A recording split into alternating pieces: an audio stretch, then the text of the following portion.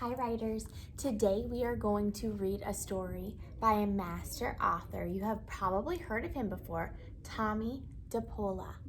Okay, this is a big book. Things will never be the same. But I am just going to read you one chapter. And we're going to dig in deep today in our writing with memories. So I want you to just sit back and relax and listen to our master author. And then we will brainstorm some memories that we have for our writing. Chapter 8, Wednesday, September 3rd, 1941. Dear Diary, school started today. Hooray for second grade. I can't wait for art lessons to start. Your second grade friend, Tomie.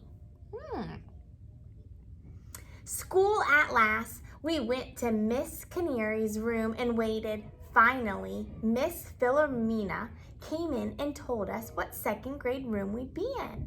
I was in Miss Gardner's room, so was Jeannie Holtlet, and lots of my friends. I went to Miss Gardner's room and looked around. I didn't see any fall leaf decorations on the walls like some of the other rooms. So stop and think for a minute. We know the author's name is Tomie, and this author that's writing this story, that's writing this memory is Tomie. So he's zooming in to a special memory that he had a long time ago. Instead, I saw lots of arithmetic charts up, all numbers. Maybe I'll tell Miss Gardner that I could do some pictures for the bulletin board. Second grade was not like first grade. About a week after school started, it was my birthday. On September 15th, I was 7 years old. Last year, Miss Canary let Mom come to the class on my birthday with a sheet cake for everyone. But Miss Gardner didn't allow birthdays in class, so no cake or cookies at school. Does this seem like a good memory or a bad memory? Remember, all memories aren't always good and happy. Instead, Mom said that I could pick out 4 friends and she would take us to the wild animal farm in Southington after school. When we got there, we saw a crow at the place where you went in. The man said that the crow could talk, but it sounded just like caw, caw to me. I can almost feel like I'm with Tomie right now. His details are very good, so let's remember that when we're writing. Inside, we saw bunnies, a fox, a beaver, weasels, peacocks, but no tigers or boa constrictors like I hoped we would. But we had fun anyhow. I got some great presents this year. A wood-burning set, a pair of ball-bearing roller skates. Now I'm wearing 2 keys around my neck, my diary key and my skate key. And best of all, a box of 64 Crayola crayons.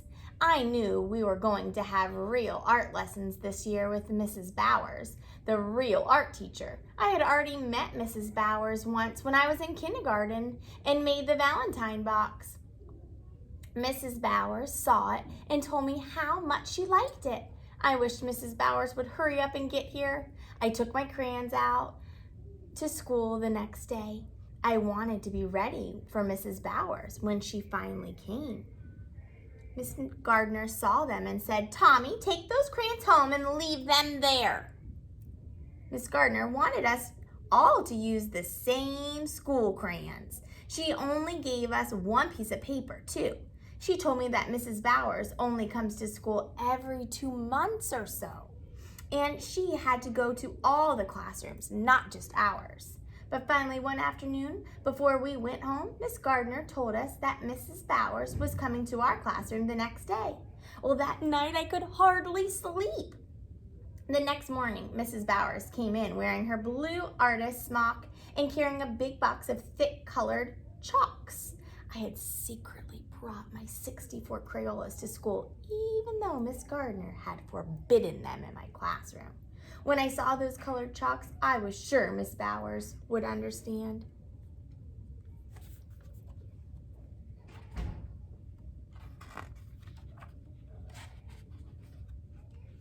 Two boys from 6th grade followed her into the classroom holding a big big piece of paper from the paper roll at the end of the hallway. Mrs. Bowers put the paper up over the blackboard. She turned around and I knew the art lesson was about to begin. I wasn't sure what it would be, but I was excited and ready. Well, the morning started off badly. First of all, Miss Gardner handed out those awful school crayons and our one piece of paper. Then Mrs. Bowers started to talk about Thanksgiving coming and how we would learn to draw a pilgrim man and a pilgrim lady and a turkey. Oh boy, I thought, this will help me when I make the place cards for Thanksgiving. So now, boys and girls, Mrs. Bowers said, copy what I do. Copy? Real artists don't copy. My twin cousins told me that. They should know because they had studied at a real art school in Brooklyn. I just sat there. Miss Gardner saw me sitting with a frown on my face. She said something to Mrs. Bowers. They came over to my desk. What's the matter now? Miss Gardner asked. I didn't answer. I took my 64 Crayolas out of my desk and spoke to Mrs. Bowers. I told her about the one piece of paper. I told her about my cousins and how real artists don't copy.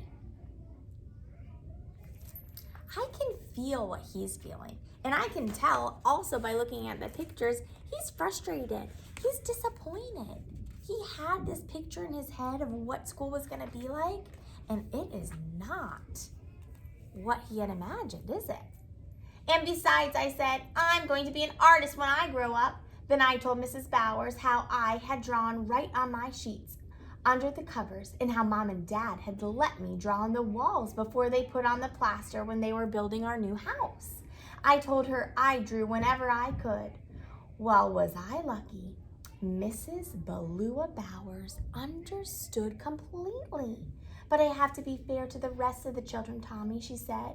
So if you draw the pilgrims and the turkeys using the school crayons, I'll give you another piece of paper and you can draw whatever you want with your own crayons. Okay, I said, and I did. I changed the way Mrs. Bowers drew noses, though. I like the way I drew them better.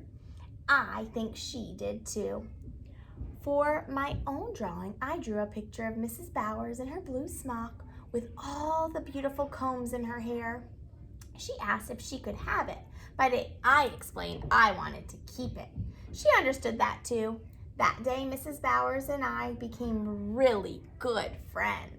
She never came to our school without saying, "Hello, Tommy. Do any new drawings lately?" Mrs. Bowers knew the answer would be yes, and she always took the time for me to show them to her.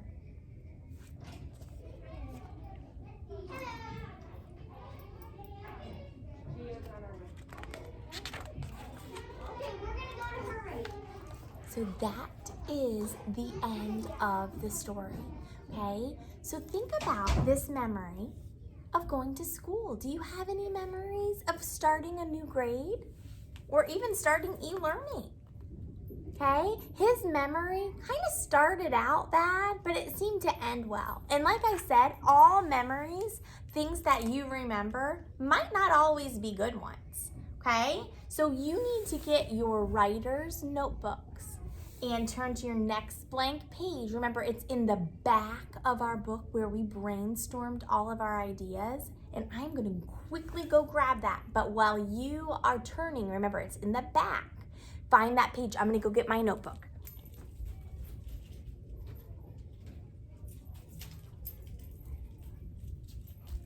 Remember how we put our sticky note in the back? And we should be able to be on the next page. So we brainstormed people we can write about. On the next page, you might have already brainstormed something with Mrs. Peters. So go ahead and on the next page, write memories up at the top. And I want you to think of 5 memories that you have. But remember how I like to have a little bit of notes in our notebook that kind of give a description. So I'm gonna model and then I will send you off to think of your own 5 memories. And then remember, it'll all be on Schoology and then you will post your favorite memory, okay? So my first memory, I'm gonna say when I got to swim with dolphins. Now, if I were to think of a describing word, an adjective, when I swam with the dolphins, it was so peaceful and relaxing. So those are describing words that talk about when I swam with the dolphins. So remember, I'm gonna always skip a line and I'm gonna write my adjectives.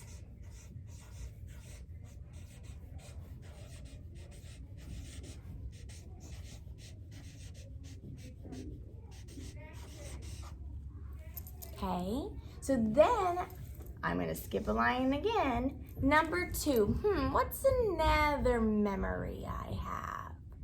Oh, how about when Mr. Garrett brought home the pet, do you remember? Pig. When I had my pet pig, and oh, it was so tiny. But it was really loud. Anytime we would try to grab it to hold it, it would run away. So we'd have to chase after it, and then it would make this horrible squealing noise. Our neighbors could hear it. So that is my other adjective, tiny and loud. Okay, so my third memory, and I'm gonna stop at my third one, but I'm gonna let you go on to 5, all right? What would my third memory be? How about when I met my new e-learning class, when I met you guys?